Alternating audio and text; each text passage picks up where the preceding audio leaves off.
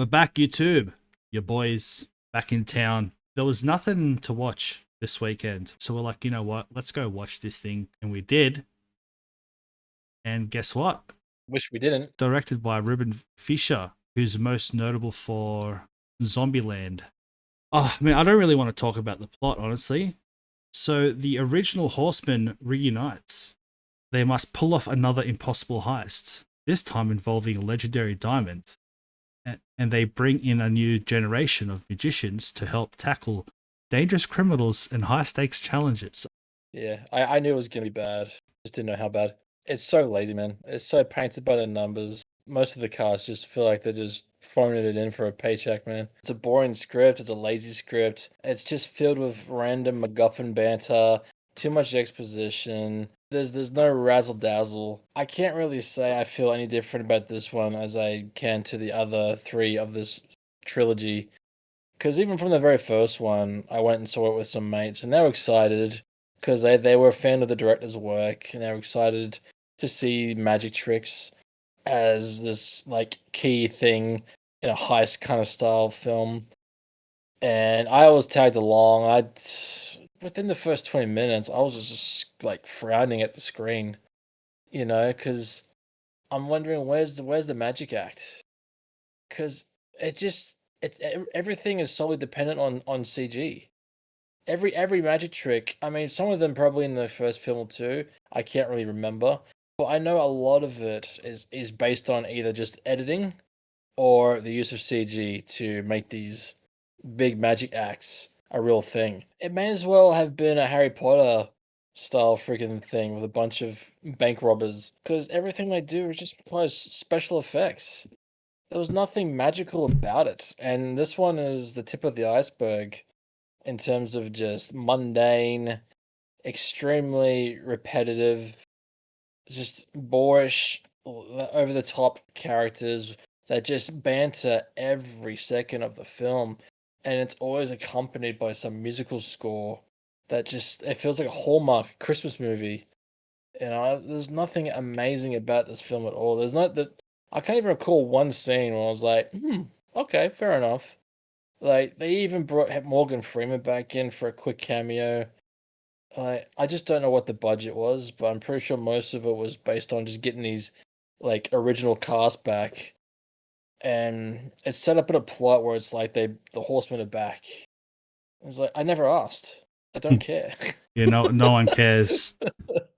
Nah. And Bro. Jesse Eisenberg, he's as obnoxious as ever. Even Woody Harrelson, who can bring the charm sometimes, he's just there for the paycheck.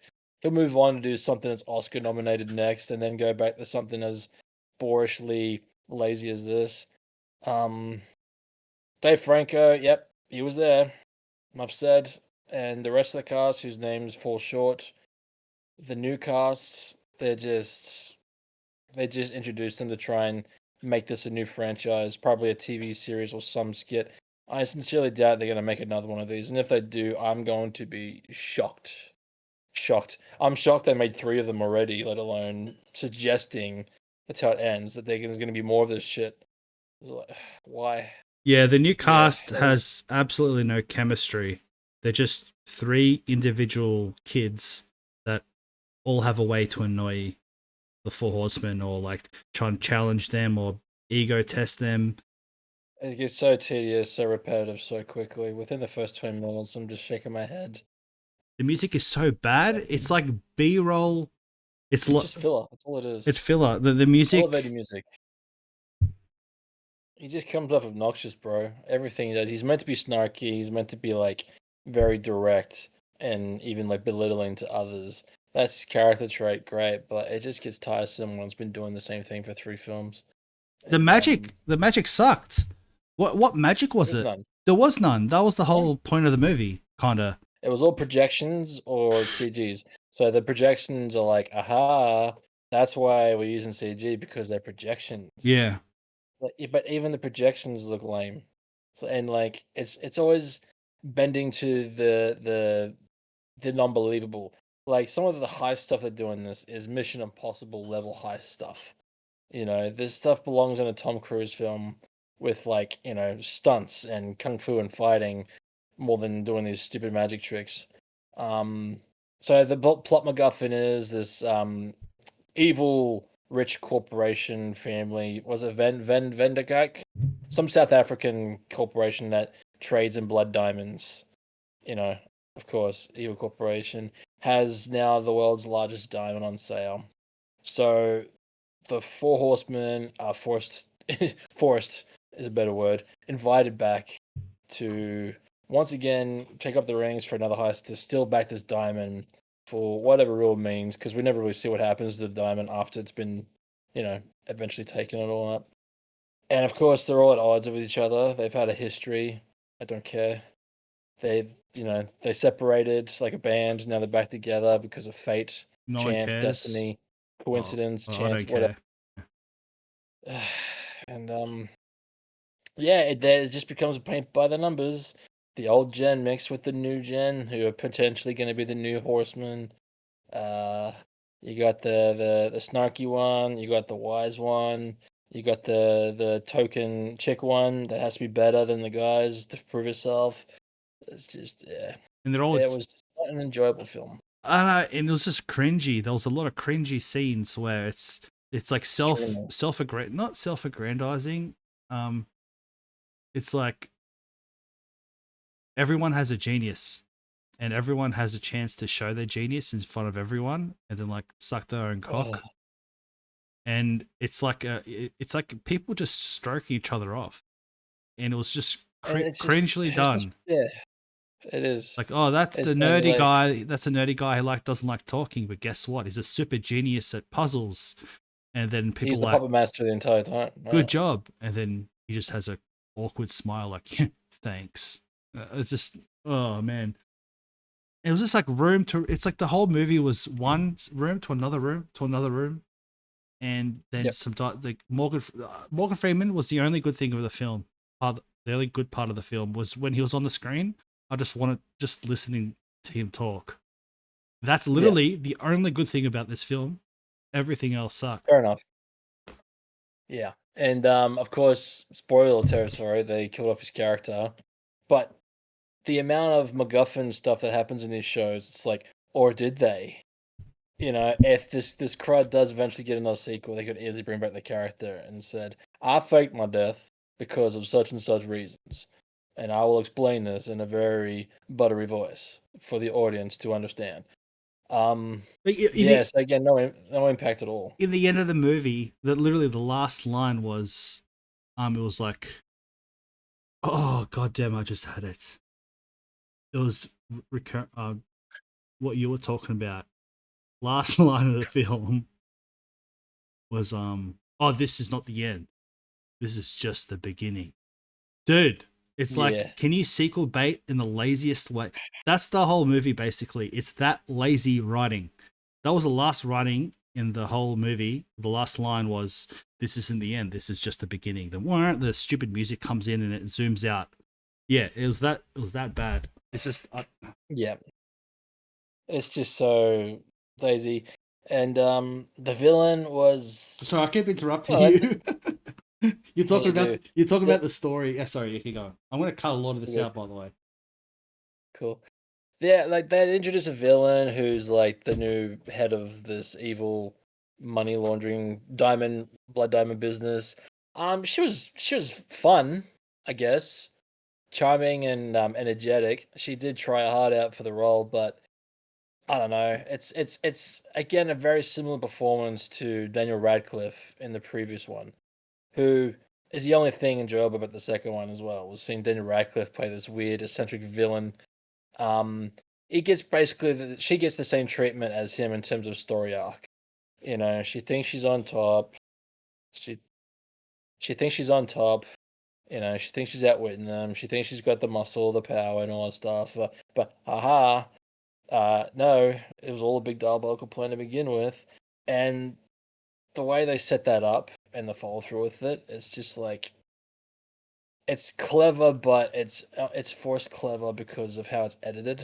There's nothing magical trick about it because it's suggesting the believability that these people somehow on a flight to their location, which one of the locations is set in Dubai, that on this flight trip of urgency to collect this diamond, they had enough time to make this big giant plan come to work that we don't ever see any pre-plan for. We just see it in action. And we're meant to believe that these guys had enough time to structurally organize this without any resources behind them, without any time, and without any trust with each other, because they're supposed to be at odds throughout this entire show. You know what I mean? So when the plan doesn't get executed, I'm just shaking my head and go, like, when did they have time to do this? When did they have time to arrange this? When did they have time to create this? When did they have time to get this blueprint schematic and get like a big set piece that looks identical to what she is the only person apparently that recognizes the interior of this place? Because it's all about getting this diamond from this bank vault that apparently is like 50 stories underground in this like safeguarded bunker. And one of the lines that Jesse Eisenberg says is that only her and her most loyal employees know this place, know the layout. But as we're getting told this, we're seeing a visual example of this place looks like, and then we get a fake version of it at the end of the film. According to Jesse Eisenberg, they should not know what this thing looks like. You know what I mean?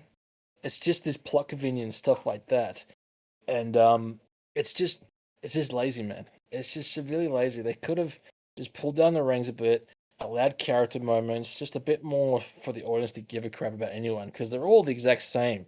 They all act the exact same tempo. They all act the exact same energy, the exact same look at me banter, bull crud.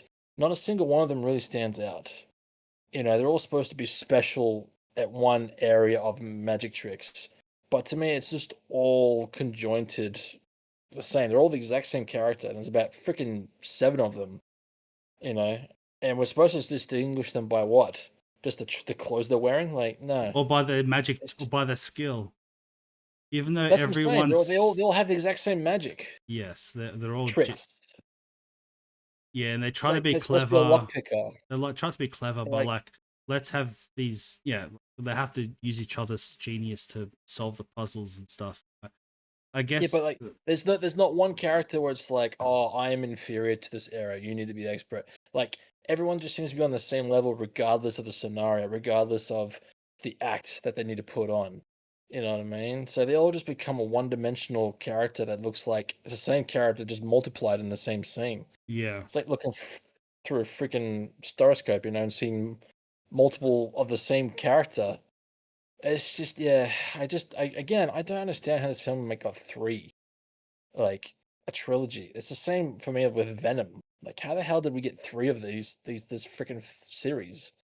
I don't know what fan base is like still supporting this thing, and if there is still a fan base after this, I'll be very, very, very surprised, to say the least. Yeah, actually, I said that my favorite, the only part I liked was Morgan Freeman. No, I did like her, the villain. I thought she did the best possible job she could have done for what she was given, as a Mhm. role. They tried to inject some dynamics with her, which just ended up being kind of weird for me. Like they tried to add the whole, "Oh, you're rich and you get everything given." No, I was grew up as a little poor child and I earned everything I got. And they try to add a little bit of that, and they just swept. That went nowhere. I end up just not really caring. I would have enjoyed it because I was telling you while watching in the cinema that she wasn't the real villain. I was adamant about that for like the first half of the film because up until a certain point, she doesn't really do anything villainry. She's taken on the mantle of her father's business, so it's like it's the whole sins of the father kind of ordeal. And so the Four Horsemen have put on this weird objection to put an end to a business. I was waiting for the plot twist that would show a little bit of humility to this cast of main characters that she, in fact, wasn't the villain of the story. Maybe the company has had a bad history, but she could be the face that turns it back into the right direction, or something like that.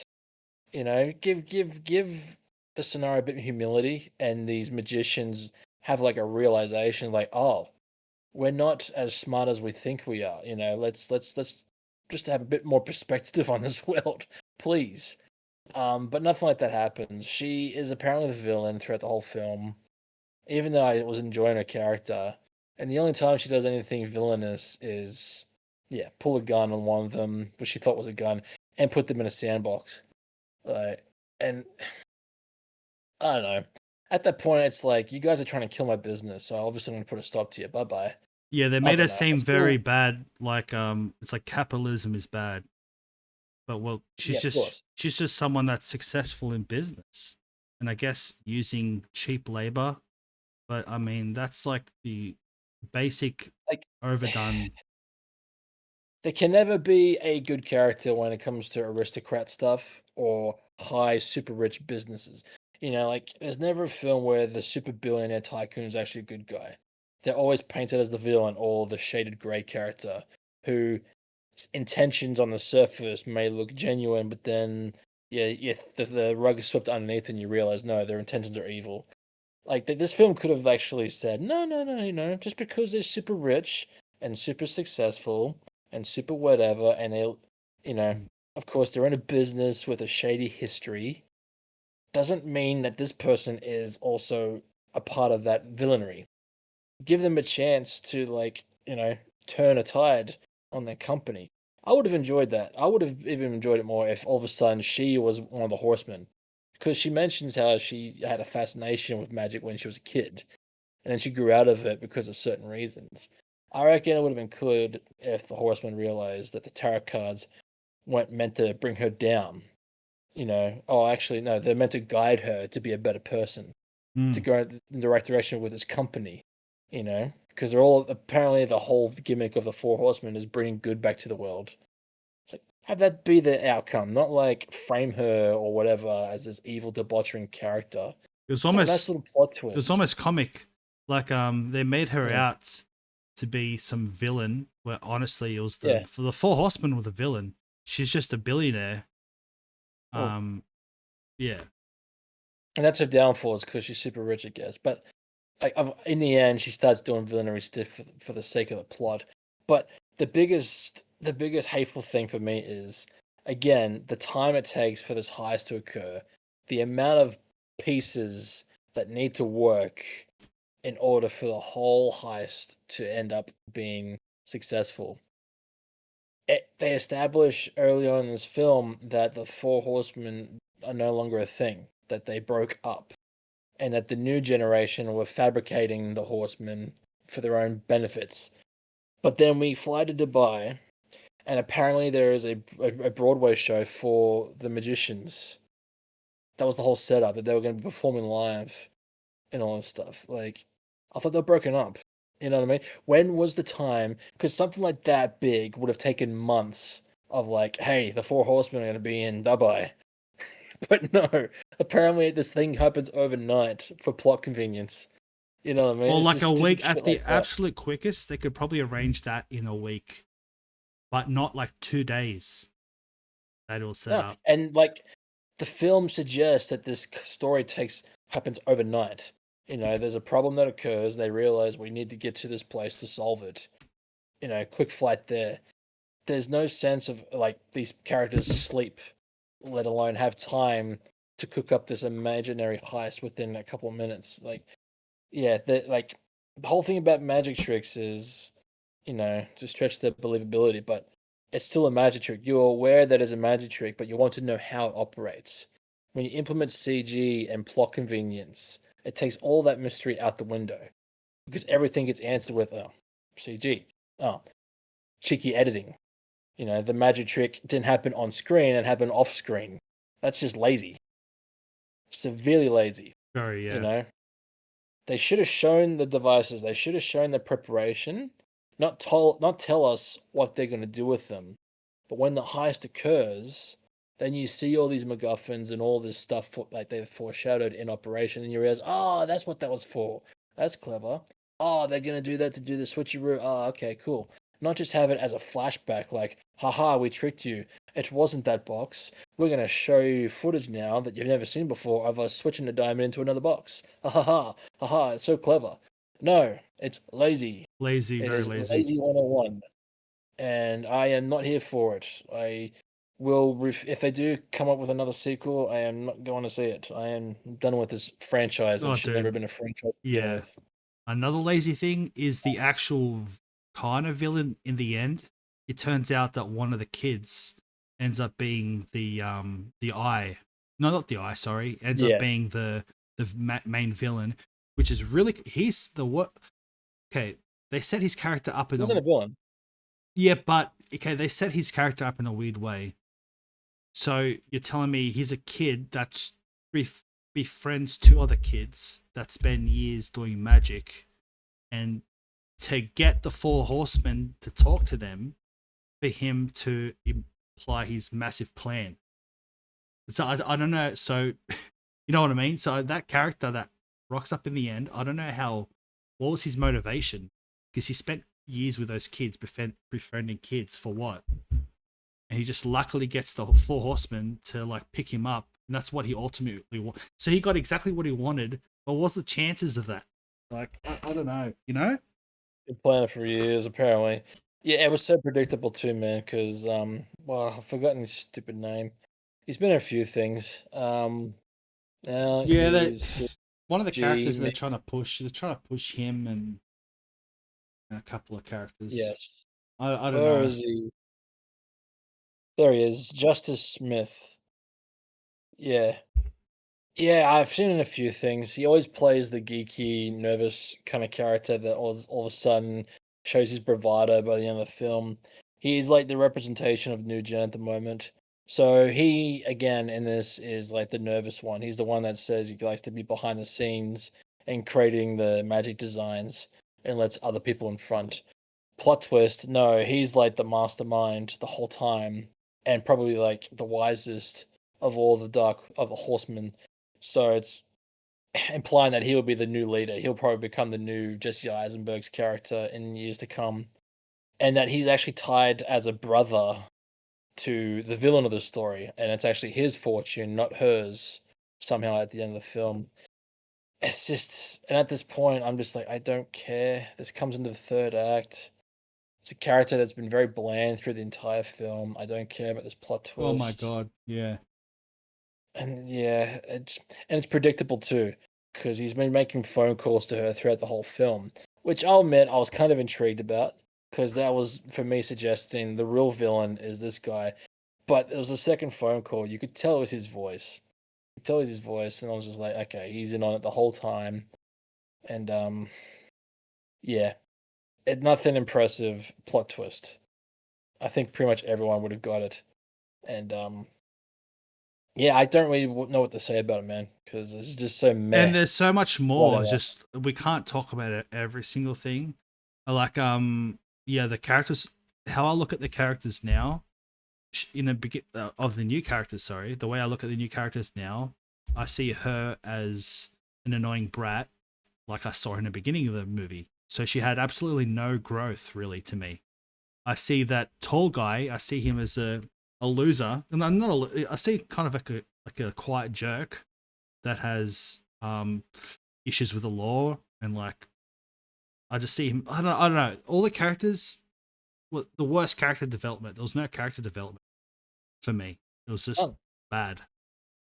Yeah, it was just all just a heist that has no heart, no passion, no intelligence whatsoever, and Yeah, you can tell in the performances, man. The majority of them are just there to have a paycheck.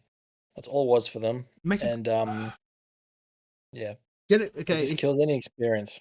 like with Ocean's 11 and all that, they had, for me, the reason why those movies worked. Not only were the characters, I really liked the characters in it, but like the heist was intelligently done, and it kind of kept you thinking like, oh, what's going to happen next? How does that work out? And it's really done in an intelligent way. This one isn't even a heist movie. It's more like, whoop, look at this, whoop, look at that. I got your jewel, and that's it. And the rest of the movie, she's trying to get her jewel back, and they're trying to like show a message that they're like Robin Hood. I don't know. It's just there's nothing there. Yeah, it happens either too quickly, or there's just not enough explanation, or not enough visual intelligence to like get us kind of sense of like the whole show don't tell rule.